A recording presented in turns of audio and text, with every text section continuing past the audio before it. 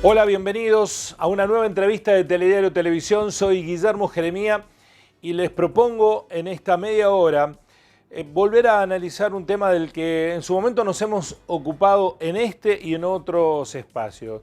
El reclamo de los veteranos de guerra, los héroes de Malvinas, que además de participar del conflicto bélico del Atlántico Sur, además de tener que ponerle el cuerpo al frío, a la falta de recursos, buena ropa, calidad de alimentos, tuvieron que soportar ser sometidos a delitos que son inaceptables, abusos de poder que se transformaron en torturas.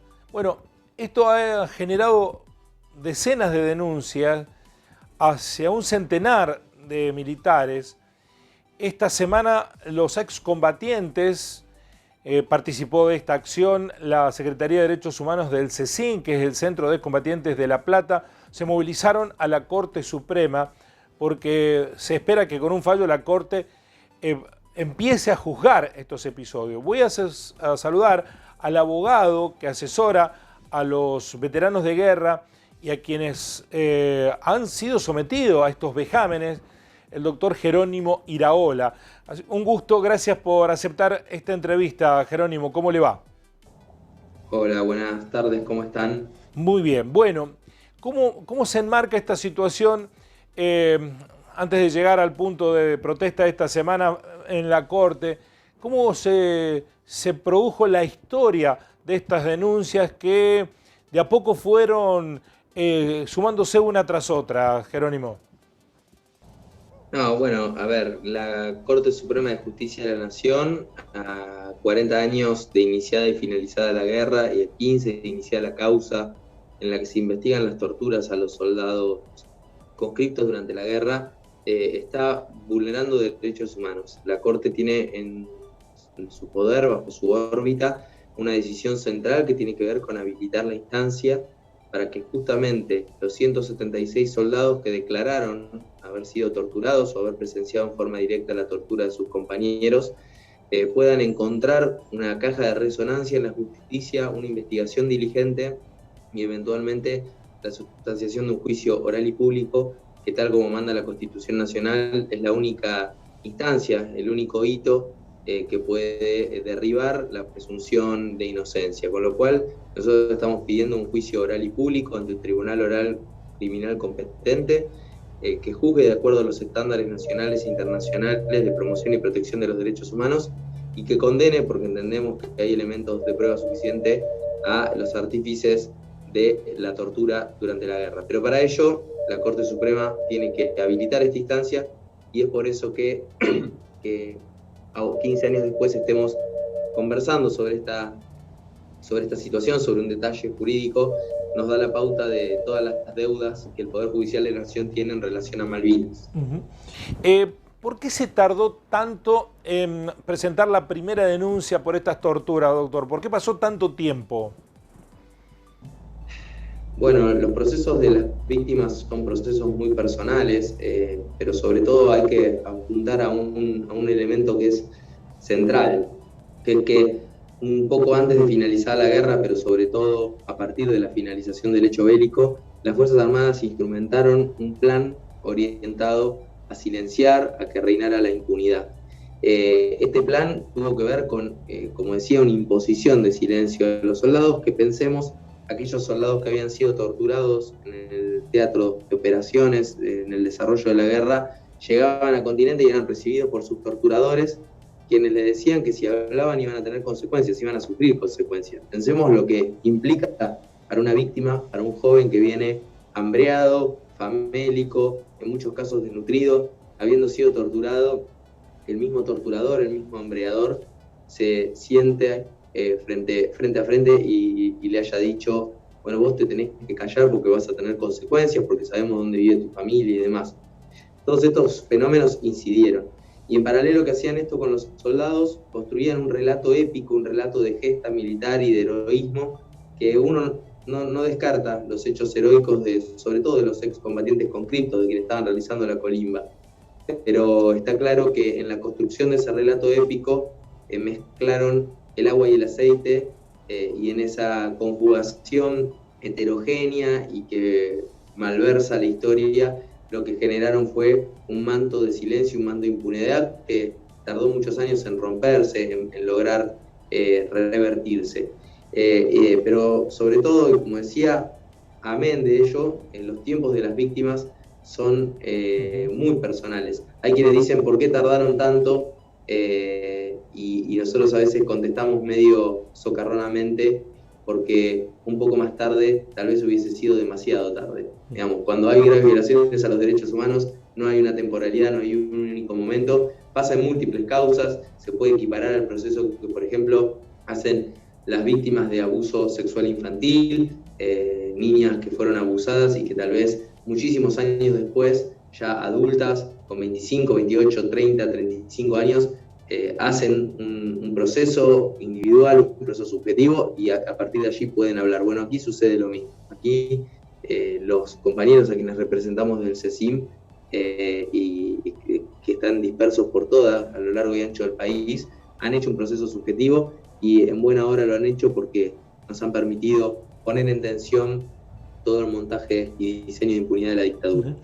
Doctor, quiero que nos cuente después en dónde están más avanzadas las causas, en qué juzgado, pero ¿qué delitos son los que ustedes tienen acreditados de las más de 170 denuncias creo que tienen acumuladas? ¿Cuáles son los episodios? Hablamos de taqueamiento, hablamos de enterramiento hasta el cuello, hablamos de obligarlos a sumergirse en agua helada, de picana con teléfono de campaña, de golpes, del hambre como una forma deliberada de sometimiento de la subjetividad de los cuerpos. Había provisiones en muchos casos, las superioridades comían calentito, comían en cantidad, y los colimba padecían en los pozos de zorro, en las posiciones, el hambre, el frío, y además hay que entender que todo este contexto de tortura, que es una práctica en sí misma vejatoria de la dignidad humana, se daba en un contexto, como decía, calamitoso. Cuando uno se pone a estudiar el desarrollo y la planificación táctica y estratégica de la guerra, a partir de un informe que realizaron desde las Fuerzas Armadas, el informe Rattenbach, que fue desclasificado, que fue sacado de su secreto en el año 2012, uno puede advertir que entre sus conclusiones el informe Rattenbach habla de una aventura militar, de Malvinas como una aventura militar. Y luego explica, y además los distintos volúmenes del informe dan cuenta de ello, de la falta total de preparación táctica y estratégica. Con lo cual, bajo estas condiciones se dieron las torturas. Una tortura en sí misma siempre es repudiable, siempre es reprochable y siempre merece toda la persecución del Estado en relación al juzgamiento y al castigo a los torturadores. Pero además pensemos como un factor agravante de esa situación ya de por sí sumamente grave, que era que se dio en el medio de esta aventura militar. Con lo cual, los soldados conscriptos, los excombatientes de Malvinas, fueron sin lugar a dudas la última víctima colectiva de la dictadura cívico-militar.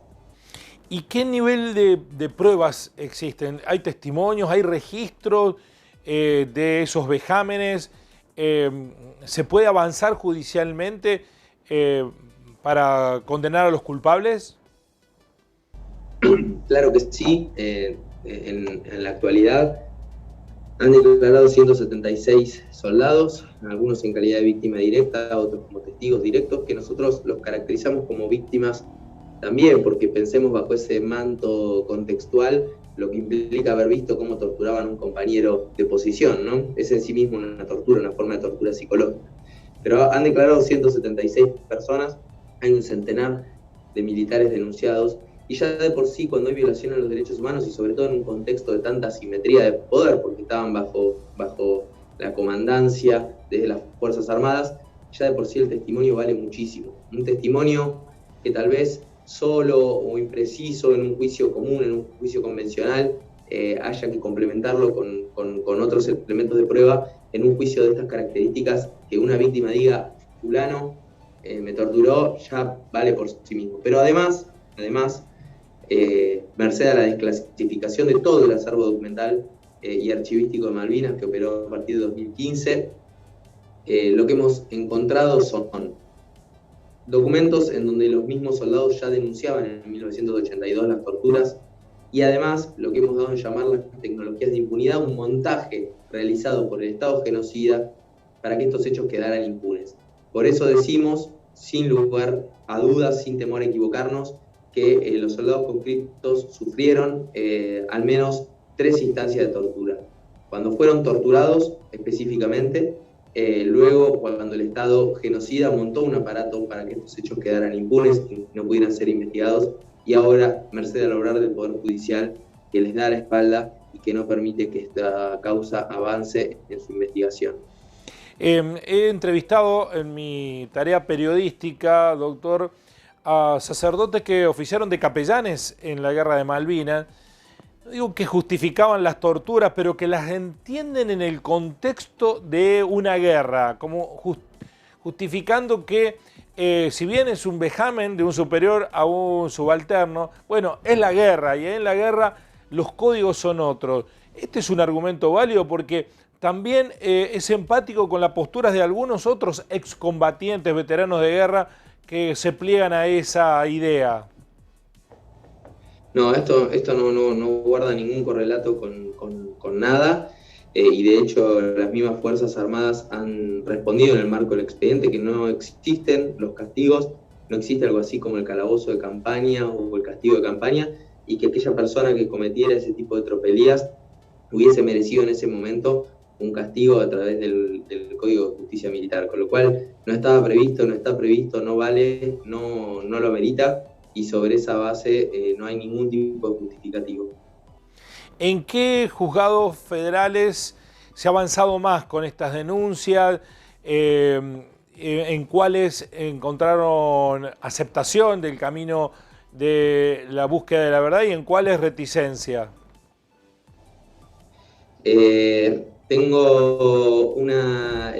Hay una sola causa en trámite ante la Justicia Federal de Río Grande, Tierra del Fuego, y allí están nucleadas todas las denuncias y todas las investigaciones, y se está dilucidando la responsabilidad individual del más de centenar de militares denunciados.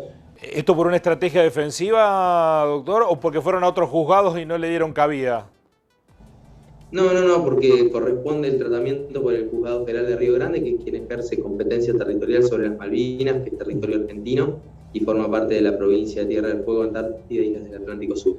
¿Y cómo podrían conectarse estas causas? Porque también en el programa que hacemos en la radio dialogamos con conscriptos que no fueron a Malvinas, pero que vivieron situaciones de apremios, vejámenes, torturas similares, haciendo el servicio militar. Estas prácticas pueden ser el emergente de un iceberg de algo que venía sucediendo con habitualidad y que no era denunciado. No lo descartamos, hay procesamientos y avances de la investigación en ese sentido, y aquellas personas que hayan estado realizando el servicio militar obligatorio y hayan sido torturadas tienen que efectuar la denuncia. Hacemos un llamamiento a que se animen a denunciar, porque claramente había una lógica intrínseca en la formación y dinámica de funcionamiento de las Fuerzas Armadas que fue determinante.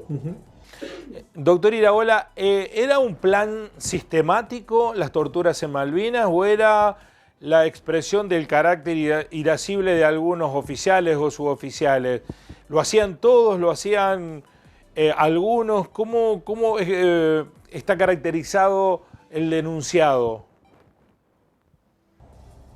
No, a ver, en todas las unidades militares hay al menos un caso, en todo a lo largo y ancho del Teatro de Operaciones Malvinas hay casos, con lo cual hay una lógica de formación de las Fuerzas Armadas, y se da en forma generalizada y con una misma dinámica de realización de la tortura, con lo cual podemos hablar sin lugar a dudas de una lógica intrínseca de formación de las Fuerzas Armadas que estaban preparadas a instancias de la Escuela de las Américas, de la doctrina de la seguridad nacional, para la represión y no para la defensa. Es decir, que hasta los propios les alcanzó ese efecto represivo. Y sí, claro, porque estaban formadas para eso, ya no quedan dudas. Si uno lee el informe Rattenbach puede dar cuenta de que esas Fuerzas Armadas no estaban preparadas para la defensa nacional, sino que estaban formadas en la lógica de la represión. Y hicieron ni más ni menos que aquello para lo que estaban formadas: torturar, vejar y menoscabar la dignidad de las personas. ¿Qué esperan como respuesta de la Corte? Digo, hay morosidad en sus definiciones, pero ¿cuál es la expectativa que tienen? Que esté a la altura de la historia y que cumpla con las obligaciones nacionales e internacionales que el Estado argentino ha asumido en materia de memoria, verdad y justicia, y que falle en consecuencia. ¿Ustedes quieren un juicio similar que cuando se juzgó a los genocidas de la dictadura, que se lo siente en el banquillo a los responsables de igual manera? Eso es lo que estamos pidiendo, sí. ¿Y ustedes temen que lo que se está buscando es que eso no vaya a un juicio oral? Sí, hay una vocación de construir impunidad que la venimos denunciando hace tiempo. Con lo cual, por eso, esperamos que el Poder Judicial rompa esta lógica y construya una dinámica de tránsito hacia la memoria, la verdad y la justicia. Personalizo en el final del reportaje las razones que lo impulsan a usted a buscar justicia, más allá de su profesión de abogado. ¿Por qué está involucrado en esta causa, doctor? Yo soy un activista de derechos humanos, profundamente humanista, y me encontré con el CECIM La Plata, en el Centro de Excombatientes, que para mí fue una escuela de vida, de militancia, de formación en materia de derechos humanos y políticas soberanas. Así que soy un hijo del CECIM y en ese marco voy a avanzar como lo avanzo en otras causas en las que intervengo, siempre con un sentido pleno de defensa irrestricta por los derechos humanos. No es que tenga familiares que estuvieron en Malvinas ni que padecieron esta situación, ¿no? Nací en 1986, así que ni siquiera había nacido para el momento de derecho bélico. Bueno, lo cual es de doble mérito su compromiso con esta causa. Y de las historias que le contaron y que están registradas judicialmente, ¿cuáles son las que más le han sorprendido, doctor? Son muchos testimonios. La verdad es que uno no puede creer muchas veces cómo ha operado la perversión humana, sobre todo en contextos tan hostiles. Y siempre me nace la misma pregunta: si no es a instancias de una formación precisa para la tortura, el exterminio y la muerte, ¿cómo una persona puede pararse frente a un par y cometer este tipo de delitos, este tipo de tropelías? La verdad es que hay que estar muy formado previamente y hay que tener un desprecio, hay que estar formado en el desprecio a la condición humana para poder hacer de la tortura una lógica y una práctica habitual. ¿Nos podría relatar un par de ellas que considere de las más absurdas e inexplicables, sin mencionar a los protagonistas, por supuesto? Los estaqueamientos, el hecho de que haya habido soldados estaqueados a quienes les cayeron municiones y bombas y proyectiles encima, que murieron estando estaqueados. Bueno, y eso entre otras cosas. A mí no me gusta hablar mucho de la lógica de comisión porque no quiero alimentar el morbo, no quiero alimentar esa dimensión. Me parece que tal vez lo más importante, el aporte más importante que queremos hacer es justamente la reconstrucción y la reescritura de la historia y poder poner Malvinas en su debido lugar. La Guerra de Malvinas fue un capítulo más de la dictadura cívico-militar y frente a ello tenemos que exigir memoria, verdad y justicia. Finalmente en eso quiero subrayar esta cuestión. Parece que forme parte del olvido de Malvinas, los torturados de Malvinas. Incluso en el discurso público, en el discurso mediático, no se le asigna tanta trascendencia.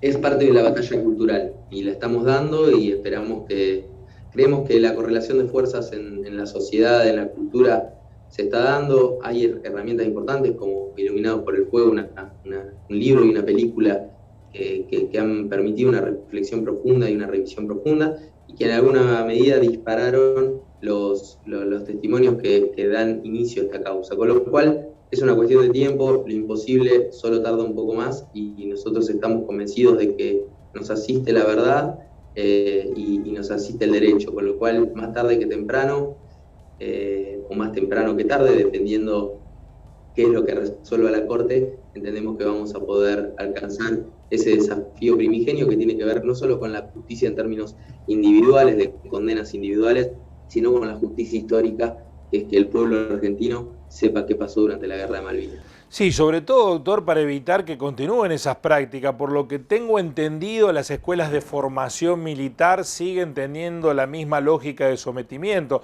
No se prepara profesionales, sino que se prepara disciplinados a una verticalidad. Eso no se ha podido revisar en casi 40 años de democracia.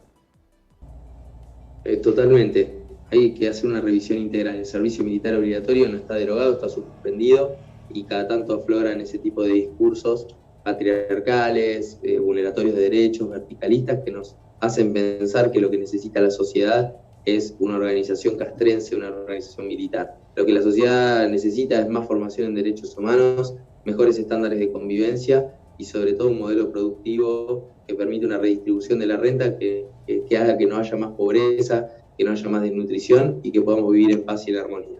Doctor Iraola, gracias por este tiempo, muy amable, y ojalá que la Corte esté a la altura de las circunstancias históricas. Muchas gracias a ustedes. Hasta luego. Uno de los olvidos de Malvinas, los 40 años que han pasado, tiene todavía pendiente hacer justicia de aquellos soldados que fueron sometidos a tortura, vejámenes, algo que es impensado, inadmisible. Van a la guerra mal provistos, sin formación, sin armas, sin alimentos, sin buena ropa, sin estrategia de guerra, y además tienen que soportar las torturas, los vejámenes, las imposiciones de sus superiores, que vaya a saber por qué razón, por qué lógica perversa, en lugar de empatizar con sus soldados, los sometían a actos de vejámenes que son oprobiosos. Bueno, es el tiempo de que actúe la justicia, que en la Argentina tiene muchas deudas. Ojalá esta no se transforme en una más. Nos encontramos en una próxima entrevista en Telediario Televisión. Gracias por estar ahí. Así son las cosas.